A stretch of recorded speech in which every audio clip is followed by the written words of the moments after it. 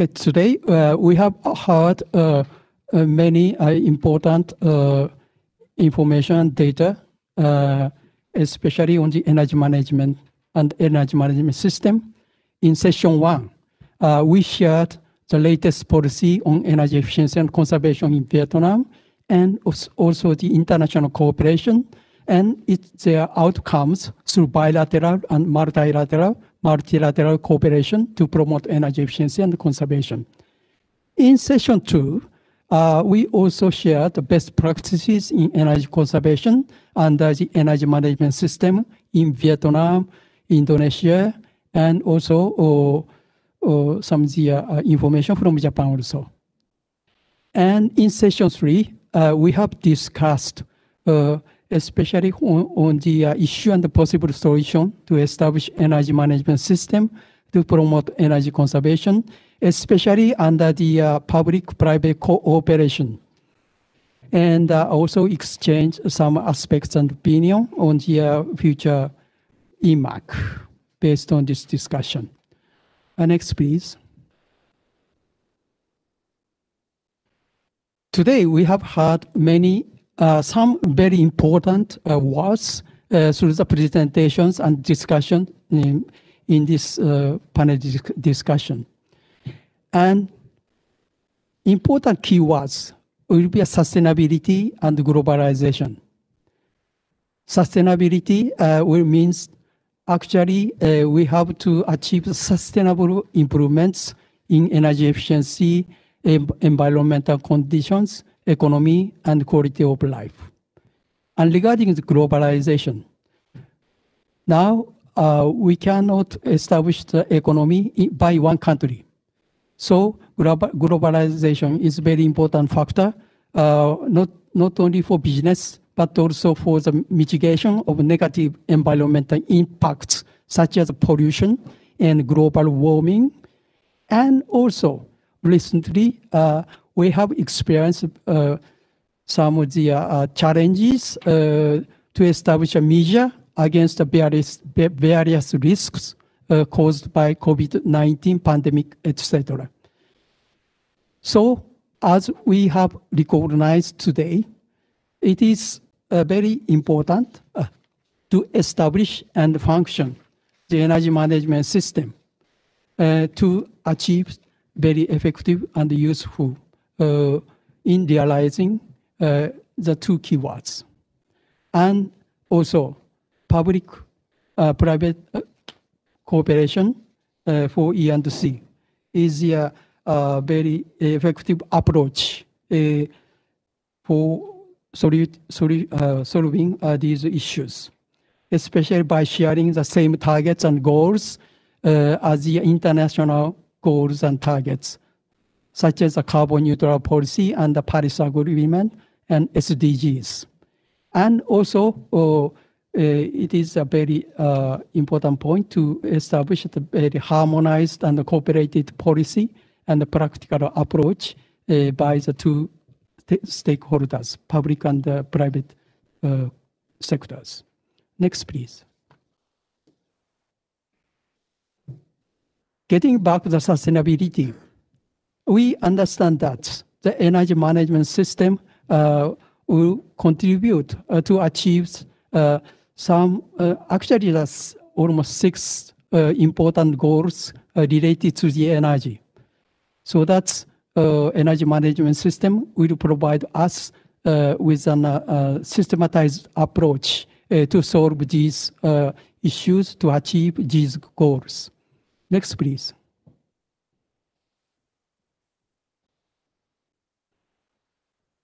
So now we think of the globalization. And actually in the recent economy is based on the various resources, especially based on the supply chain. So now we can overview the energy and the material system as follows. Actually, regarding the energy and the materials, sometimes comes from outside, and not only resources, raw materials, but also the some parts of the manufacturing, something like that. And this output is also used in the commercial and services and by the consumers, customers. So actually, we can view the energy system and material system like this, so that we understand to make efficient in the energy sector and production system and commercial and services system. Also, the another important target is to minimize the waste and loss and emission of the some of the negative products such as the pollution and greenhouse effect gas, something like that. So we have to consider some of the important points, not only efficiency, but also the some of the utilization of the unused materials and energy, something like that. And this concept is a very important basis and structure of database, including the measurement and the standardization. Okay, next, please. This slide just enlarge the supply chain. Okay, and actually, this understanding of the supply chain is an important basis of energy management system. And on the left-hand side, this shows the some of the manufacturing of the materials and the base products. On right-hand side, it shows the downstream industries to produce value-added products. So based on understanding, it is very useful to establish the energy management system based on the supply chain, specifically the production process basis. So we can overview all the material flow and energy flow based on this concept.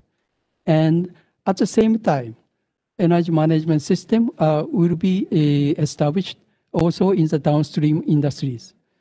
So actually, it is very beneficial and useful to link the primary production process, energy management for the primary production process, and secondary production process, or other downstream energy management system, something like that. So this understanding will be applicable for companies with the various types of the business. Next, please. Actually, based on the energy management system, in order to realize energy efficiency, as pointed out by the panelists and presenters, actually implementation is very important.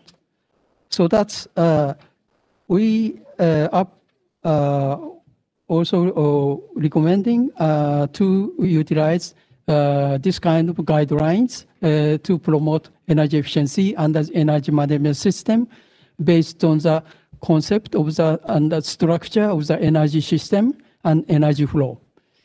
And actually, this guideline consists of 8 main sub-guidelines, as you see, from the optimization of energy sources.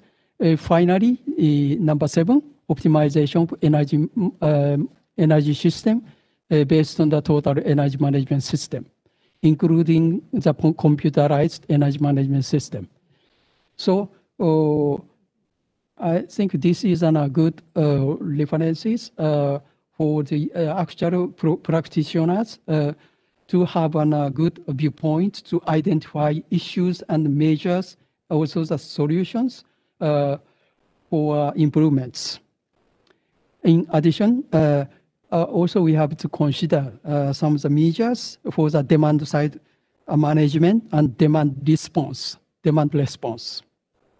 These are also important together with the very practical energy efficiency activities.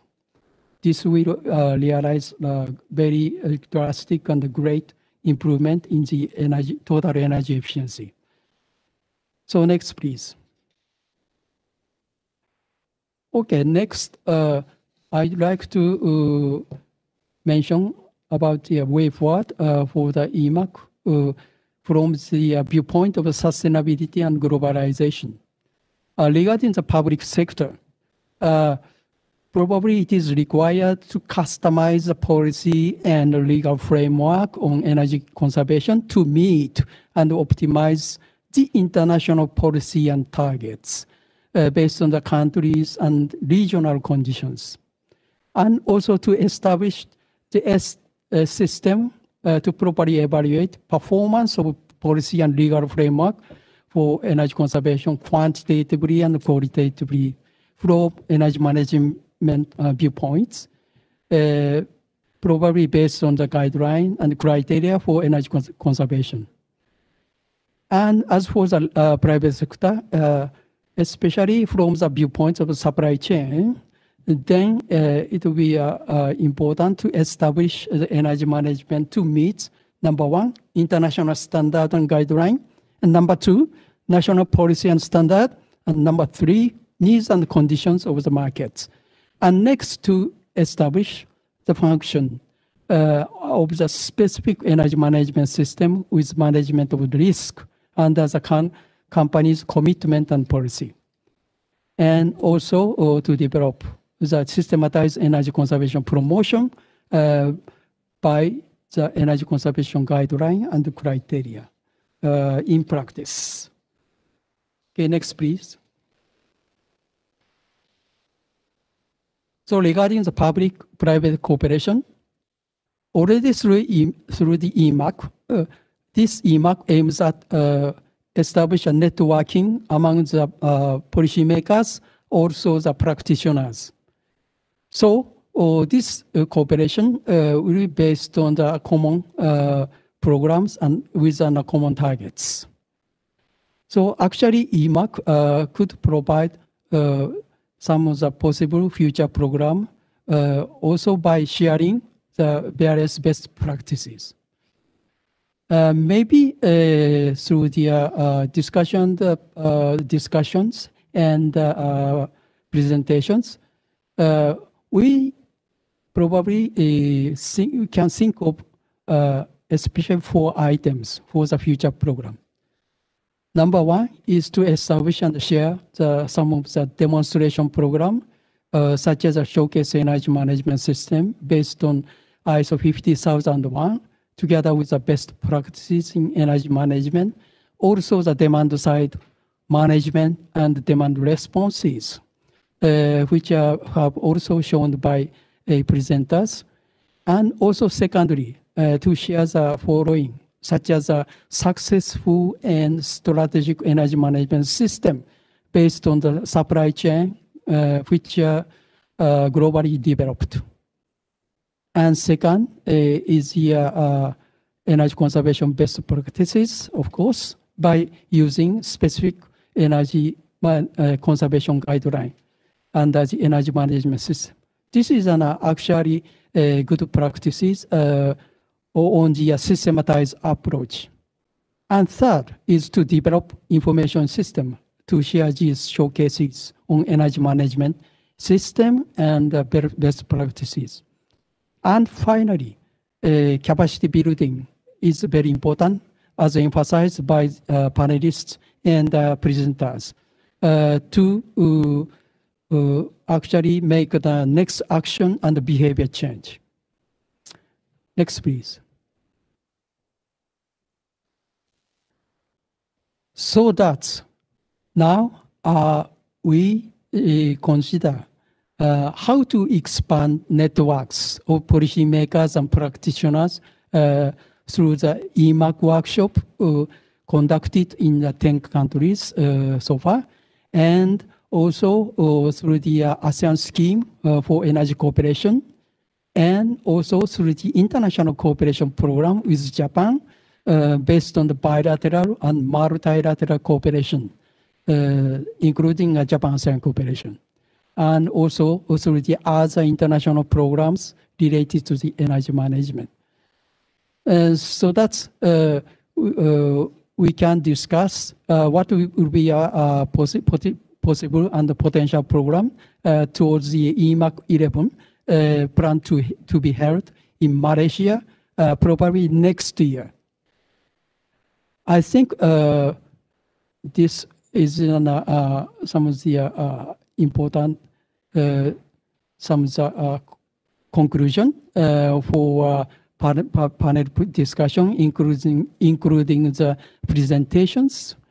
I hope that this summary and wrap up is an appropriate and also the understandable for all the panelists' presentation and also the participants. And I think this is all what I'd like to say in summary and wrap up. And thank you very much for your kind attention. This concludes my panel discussions today. Thank you very much.